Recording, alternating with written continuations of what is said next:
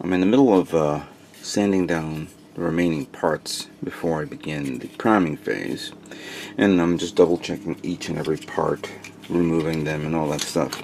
Purple I need to remove. Some I'm gonna have a hard time removing, like this, but I don't think that's a big deal.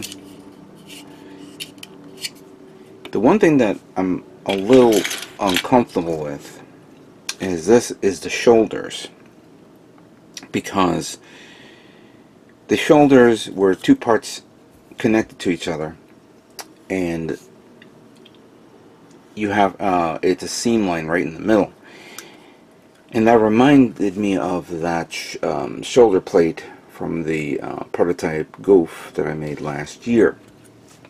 I even remember Zach Aurelius telling me what to do to take care of that. Unfortunately, I don't think that's the case anymore, because there are two heavily plugged in pegs in there. So even if I break one or cut one, it won't go through. It'll damage it. Look at this, you see? So I've decided to do what I did the last time, and that is glue it, then sand it down, or apply a little bit of glue, as you can see here, Mr. Cement Deluxe, and then using various bits of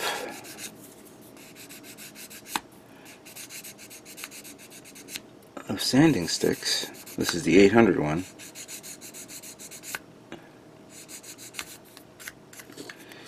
It goes in nice and even. There we go. So that's good. So clearly this will have to be painted separately, like this. I'll have to paint the whole thing, then use masking tape to mask the whole thing. I'm only going to do it on this one and on this one, which, as you can see, the glue has now dried, and I just need to sand down. Don't have to worry about this, because that is actually part of the trim. And this, I was going to glue, but then I think that's going to be a lot of work, so I'm just going to leave it the way it is for now. Yeah. But the purple I need to remove, and I think I'm going to have to, you know, I was like, I'm trying to figure out what color to use for purple. I think at the end I'm going to have to buy purple. I really do. So I may have to head on over to Gundam Planet. I know they have the metallic purple, but they should have regular violet purple. So I'm going to look into getting that for this. Now there is another thing that I need to address, and that is putting on the you know, the pattern for the tiger stripes, because I need to have it in a way where I can have a guide of some sort to know where everything is going to go. Using this marker, I should give me a thicker one, and this is the front part. I'm sorry, this is the front part and the side. We're going to imagine how the stripes will be put in.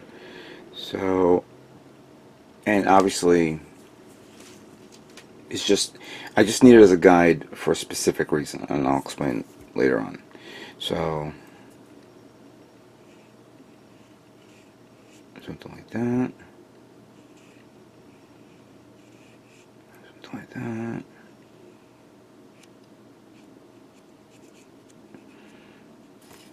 That. Then we repeat. Actually, no, don't repeat. Leave that there. And then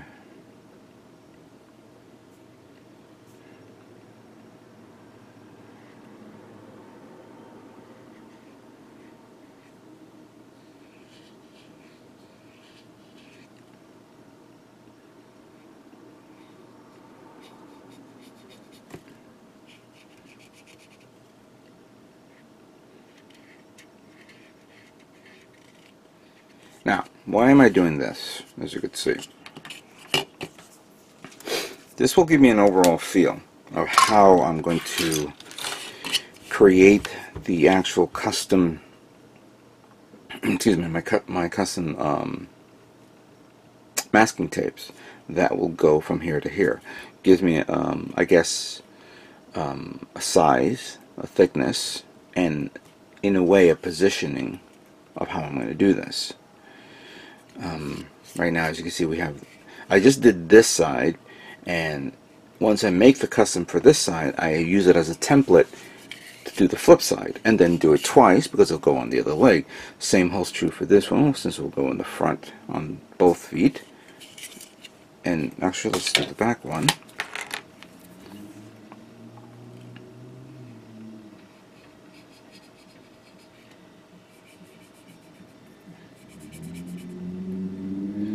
Now this one will probably be wiped off or be covered with, that doesn't look right. Not everything is going to be the way I think it's going to be, but I think that way, alright? Then, well, I'm not touching that one, so why am I do it this way? Something like that. Yeah, and then I'll find a way to wipe it off, and then I'm going to create the actual template. And how am I going to do that? You're probably asking me. Well, let me demonstrate.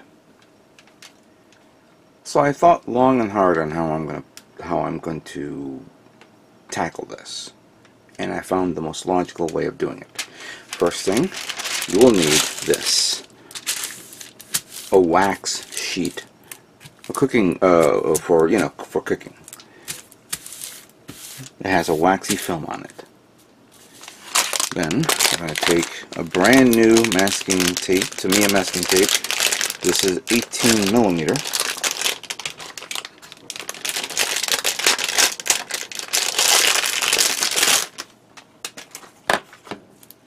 Let me just prepare this first.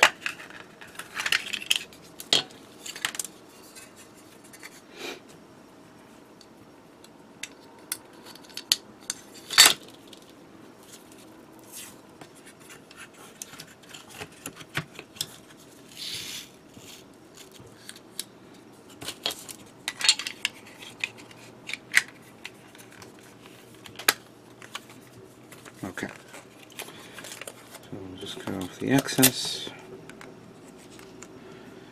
and I'll start from down here. I'm just going to do some series of strips.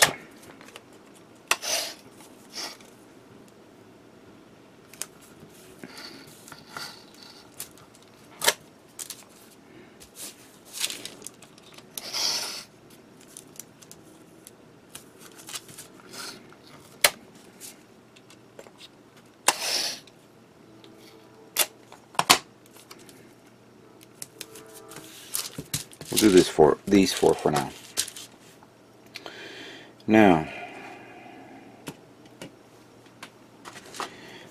I was originally going to use plot plate.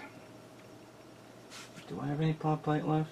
Well, I have a lot, but I want to find one that I haven't been using in a while. And I put them all away, so let's do it by hand. We will need another marker type thing. We'll use this again.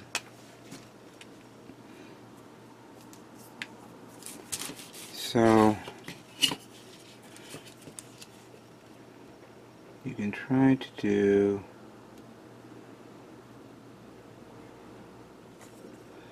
that,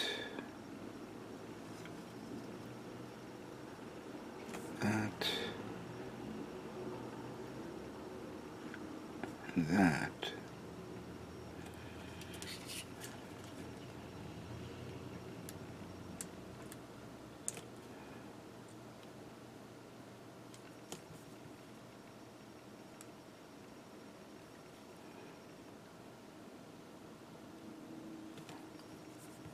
I should be using like a darker marker of some sort.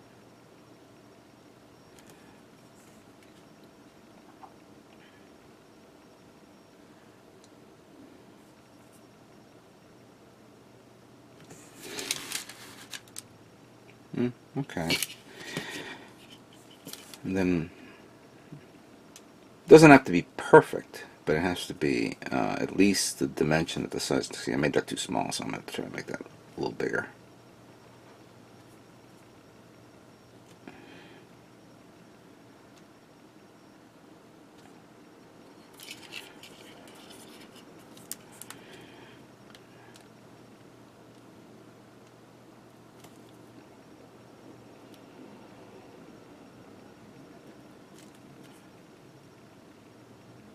You know what? I'll do this one. Let's see, like that.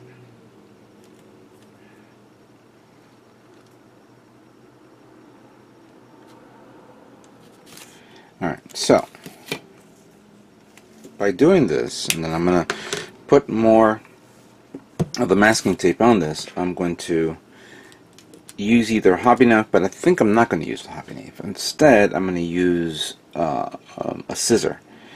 Probably be a lot easier to cut it and then apply it right over it. Not apply it, excuse me. Once I cut it, the size, then I peel off and then put them on. That way I feel like I'm a little bit more controlled and I can see what I'm doing. So I'm going to prepare this whole sheet and keep it on the side. I'm not going to use this marker. I'm going to use something darker. I think I have a Sharpie for this. I'm just using this for whatever. So I'm going to use a Sharpie. I'm going to create the entire sheet. Then after I start painting and all that, then I'm going to put this on. Let me take care of that, and then I'm going to move on to painting this kit. So let me begin all this.